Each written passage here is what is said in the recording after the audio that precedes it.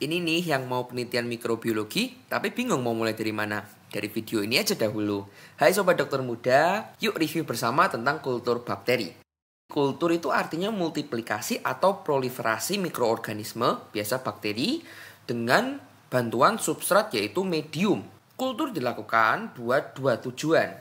Pertama, untuk kuantifikasi yang biasa digunakan buat penelitian. Selain itu juga bisa digunakan sebagai uji diagnostik buat terapi. Sebelum ngomong tentang kultur, kita harus tahu dapat sampel bakteri itu dari mana. Ada dua sumbernya, dari benda mati, contohnya permukaan gagang pintu, udara, dan lain-lainnya. Ada juga dari benda hidup atau sampel manusia, dari sputum atau dahak, pengambilan dari darah, dari zat sisa contohnya kayak feses dan urin, dari swab atau biopsi jaringan. Setelah mendapatkan sampel itu perlu kita kembang biakan dulu baru bisa diteliti. Nah, media yang digunakan sendiri berdasarkan sifat fisiknya kita bisa bagi jadi 3. Pertama ada media cair atau disebut broth. Cirinya dia akan cerah, secara konsistensi dia cair, dan kalau ada bakteri dia akan jadi keruh pada umumnya. Media cair biasa digunakan buat penyubur, transport, dan sebagai media uji diagnostik. Kedua ada media semi solid. Secara fisik dia pekat dan konsistensinya kental karena ditambahkan agar 0,3 sampai 0,5% di dalamnya, sehingga memberi konsistensi kenyal-kenyalnya. Fungsinya dipakai buat transport dan uji diagnostik. Nah, salah satu yang paling sering digunakan itu buat menguji motilitas bakteri, buat menentukan apakah bakteri punya flagel atau tidak. Dan ketiga, ada media solid padatan yang biasa diletakkan di cakram atau cawan Petri. Komponen utamanya dia bisa solid karena terdiri dari agar nutrien dan biasa dia digunakan buat isolasi, buat menghitung koloni lah dan teman-temannya. Berdasarkan tujuan kulturnya ada beberapa media juga. Pertama itu media basal atau dia itu yang paling basic. Digunakan buat bakteri pada umumnya.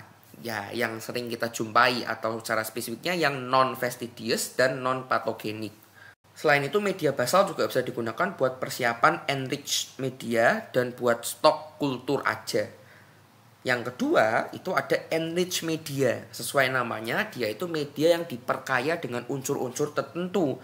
Kita bisa tambahin darah, plasma atau protein ke basal media. Jadi media ini ya basal media tambahin sesuatu gitu ya. Digunakan buat bakteri fastidious, butuh diet khusus, dan bakteri patogenik. Contohnya blood agar ditambahin darah dan coklat agar. Ketiga ada media yang selektif. Dia bisa digunakan buat bakteri-bakteri tertentu karena ditambahin inhibitor bakteri yang tidak diingini. Biasanya inhibitornya contohnya kayak garam empedu, pewarna, antibiotik. Yang paling terkenal itu ada agar McConkey. Dia ditambahin inhibitor yaitu garam empedu dan pewarna violet kristal yang akan menginhibisi semua bakteri gram positif. Jadi yang muncul ya yang gram negatif-negatif aja. Lawannya ada agar eosin metilen blue dengan agen inhibitor metilen blue. Dia kebalikannya McConkey, dia bisa menunjukkan semua yang positif-positif aja, sedangkan yang gram negatif nggak ada yang tumbuh karena terinhibisi. Itu media selektif. Kemudian ada media diferensial. Dia bisa membedakan bakteri tertentu dengan bakteri lainnya berdasarkan sifat khususnya. Dia bisa melakukan ini karena dia punya komponen tertentu di dalam agarnya. Contohnya McConkey itu juga bisa digunakan karena dia punya laktosa di dalamnya. Sehingga dia bisa menunjukkan mana bakteri yang bisa memfermentasi laktosa dan mana yang tidak. Contoh kedua ada blood agar lagi karena komponen di dalam darah yang bisa dipecahkan oleh bakteri atau hemolisis. Jadi nanti bisa menunjukkan kemampuan bakteri yang bisa, yang enggak. Menghemolisis atau menghancurkan agarnya kita bisa bagi jadi 3. Alfa, beta, dan gamma. Alfa hemolisis itu dia bisa menghemolisis tapi separuh atau parsial. Warnanya gelap. Kedua ada beta hemolisis, menghasilkan warna cerah karena sepenuhnya sel darah di situ terhemolisis oleh bakterinya. Dan ada gamma hemolisis atau non hemolitik, dia nggak bisa menghancurkan sel di situ. Nah ini contoh dari kemampuan media buat mendiferensiasi. Dan terakhir, kelima ada media transport ya, buat transport. Di sini dia akan mencegah kematian bakteri selama proses ngirimnya. Sebelum kita lanjut, kakak mau kalian juga paham lebih dalam mengenai media-media yang digunakan buat kultur. Media kultur yang optimum itu harusnya punya energi buat tumbuh kembang, punya karbon dalam bentuk CO2, nitrogen, entah pepton, N2 murni, dan teman-temannya. pH yang optimum buat bakterinya, ingat ada bakteri yang tahan asam, ada yang enggak. Kemudian air steril, harus steril karena kalau enggak nanti muncul koloni yang lain. Kita mau ambil Streptococcus A contohnya, nanti munculnya Streptococcus B, C, atau bahkan fungi bisa muncul kalau enggak steril. Faktor pertumbuhan buat mempercepat aja, dan beberapa garam mineral, sulfat, fosfat, kalium, klorida, kalsium, magnesium. Nah, buat pembuatan kultur sendiri kita punya 6 prinsip. Pertama itu persiapan ya. Ya yang kalian butuhkan ya, bisa disiapkan dahulu. Selain itu di sini juga ada tahapan rehidrasi medianya. Proses rehidrasi ini untuk mencampur agar dengan air. Pastikan homogen ya dengan cara menjaga suhunya tuh sekitar 95 sampai 100 Celcius dan jangan direbus kelamaan agar agarnya yang udah jadi solid nggak kebakar. Tahapan berikutnya itu ngesterilin. Fungsinya sterilisasi itu untuk mencegah terjadinya kontaminasi. Biasanya itu dengan autoclave dengan standar 121 derajat 20 apa sampai 30 menit gitu. Karena kan nggak lucu ya kalau nanti udah kita kulturin ternyata yang muncul itu bakteri lain yang kebetulan numpang aja karena terkontaminasi cawan Petri kita kan nggak bisa dipakai kan, akhirnya kan harus ngulangin. Makanya sterilisasi itu penting. Kemudian baru masuk tahapan suplementasi. Seperti contohnya mau bikin blood agar ya tinggal ditambahin darah. Atau mau buat media-media lainnya, contohnya kayak media selektif ya tinggal tambahin inhibitor yang mau dipakai. Atau material lainnya sesuai keperluan medium kalian. Next ada filling. Nah filling ini memindahkan bakteri kita ke medium. Poin yang kakak mau tekankan itu harus pakai udara yang unidireksional. Biasanya kita pakai alat laminar flow. Kenapa? Karena ada bakteri yang ada di udara. Nanti juga bisa kontaminasi lagi. Next, labeling ya, koloni nomor berapa, isinya apa, tanggal berapa gitu buat nanti disimpan. Dan ada beberapa itu yang butuh sterilisasi lagi ketika sudah diisi. Nah, biasa kita pakai iradiasi dengan sinar radiasi gamma. Itu buat prinsipnya. Sekarang kita mau masuk ke metodenya. Ada beberapa yang sering dipakai. Kakak mau bahas strict method, launch, stroke, step, dan pour plate. Pertama yang paling sering digunakan itu strict method. Prinsipnya itu membuat 4 kuadran inokulum. Dengan tujuan kenapa kok 4? Agar hasilnya itu hasil finalnya enggak gantet. Tujuan dari metode ini untuk menghasilkan isolasi dari koloni bakteri. Tahapannya kita siapkan cawan Petri yang isinya medium ya dan kawat steril buat memindahkan bakteri. Kemudian kawat sterilnya itu diesek-esek jadi 4 kuadran berbeda dan di antara esekannya kawat itu harus disterilkan dengan api. Jadi kalau di sini kita ambil cawan Petri 1, kita kasih medium, kemudian ambil dengan kawat besi dari koloninya. Dibikin di kuadran pertama. Habis itu disterilkan dulu.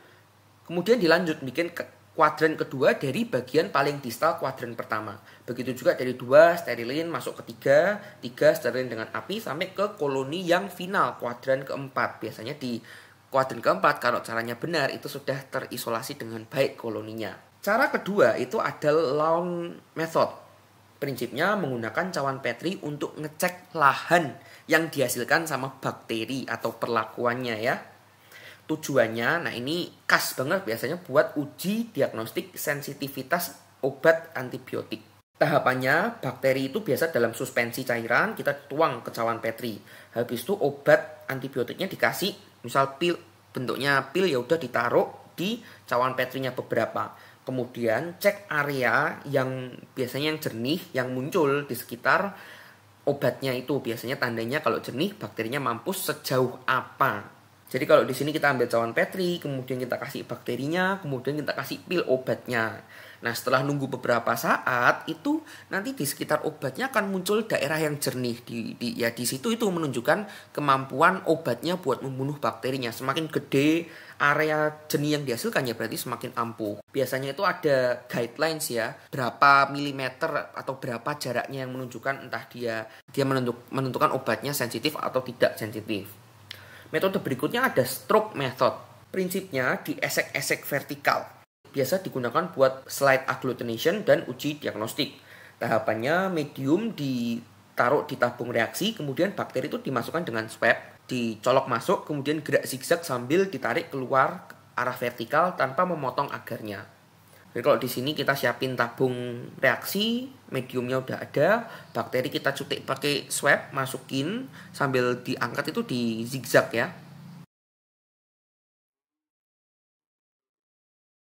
Hampir mirip tapi ada metode lain namanya step method. Tujuannya biasa buat uji motilitas, stok, demonstrasi likuifaksi gelatin, dan mendemonstrasikan kebutuhan oksigen sebuah bakteri. Tahapannya sama, persiapannya medium kita kasih di tabung reaksi, tapi bedanya bakteri itu dimasukkan dengan kawat besi, ditusuk masuk, habis itu udah langsung diangkat secara vertikal, nggak perlu digoyang-goyangin. Jadi bedanya yang ini ditusuk masuk, habis itu ditarik arah tegak lurus semua.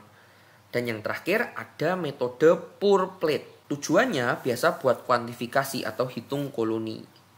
Untuk melakukannya, pertama masukin bakterinya, biasanya itu dalam sediaan larutan ke cawan Petri. Habis itu baru medianya, agarnya dituangkan. Jadi bakteri dulu, habis itu agarnya.